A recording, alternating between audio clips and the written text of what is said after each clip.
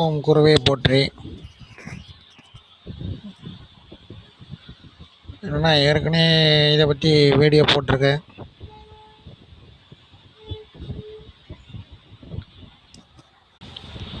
திருமணம் பாக்கியத்தை பற்றி ஏற்கனவே ஒரு வீடியோ போட்டிருக்கேன்.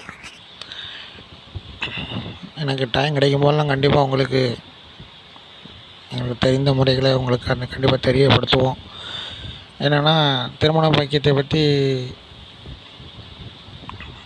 இதுவும் ஒரு பரிகாரம்தான். நீங்கள் உங்களுக்கு சாதம் பார்க்க தெரிஞ்சால் பார்த்துக்கோங்க, இல்லை தெரிஞ்ச ஆள்கிட்ட பார்த்துக்கோங்க. அதாவது ரொம்ப கொடுத்து ஏமாற வேண்டாம். இதுக்கு பெரிய பரிகாரம் அதெல்லாம் செய்ய வேண்டாம். நான் சொல்லுறது மட்டும் நீங்கள் கரெக்டாக செய்யுங்க. நீங்களே பார்த்துக்கலாம். உங்களோட ஜாதகத்தில் ராசி கட்டத்தை எடுத்துக்கோங்க. ராசி கட்டத்தில் லக்கணமும் போட்டிருக்கோம். லக்கணத்துலேருந்து எண்ணுங்க. எண்ணி 7வது கட்டம். 7வது கட்டத்தில் உள்ள அதிபதி யாருன்னு பாருங்கள். 7வது கட்டத்துக்கு அதிபதி யாருன்னு பாருங்கள். அந்த இப்போ மேசம் லக்கணம் எடுத்துக்கிட்டால் 7வது கட்டம் துலாம் வரும். மேசத்துக்கு அதிபதி உங்களுக்கு தெரியும், செவ்வாய். துலாத்துக்கு அதிபதி சுக்கிரன், வெள்ளிக்கிழமை.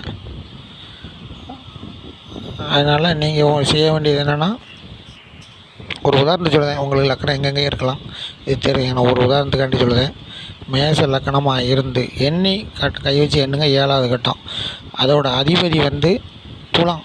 அந்த அதிபதி சுக்கிரன் எந்த கட்டத்தில் இருக்குதுன்னு பாருங்கள். ஒரு உதாரணத்துக்கு விருச்சிகத்திலே இருக்குது, 8வது கட்டத்தில். அது 8ன்னா இப்போ அது சாதக ரீதியாக பார்க்கல, நம்ம ஒரு பரிகாரமாக தான். அந்த 8வது சுக்கிரன் உட்காந்துருக்காருன்னா அதை வெள்ளிக்கிழமை நாளாக எடுத்துக்கிட்டு துவரம்பருப்பு, செவ்வாய் கூட தானியம் துவரம்பருப்பு எடுத்து அதோட ஏதாவது இனிப்பு சேர்த்து வேப்ப மரம், ஆலமரம், அரச மரம் இந்த மாதிரி உள்ள கோயில், கிராமத்தில் உள்ள கோயில்களுக்கு உங்களுக்கு குலசாமியாக இருந்தால் ரொம்ப சிறப்பு, இல்லை இஷ்ட தெய்வமாக இருந்தால் சிறப்பு. அங்கே கொண்டு போய் காலையில் அந்த ஓரம் நடக்கும்போது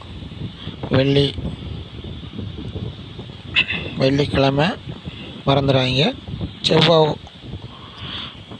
வெள்ளி ஓரையில், சுக்கிர ஓரையில் கொண்டு காலையில் கொண்டு அதை சுற்றி ஒரு மரத்தை சுற்றி எறும்புக்கோ அல்லது புறாக்களுக்கோ பறவைகளுக்கோ தானம் பண்ணிட்டு வாங்க. கண்டிப்பாக கை விடும்.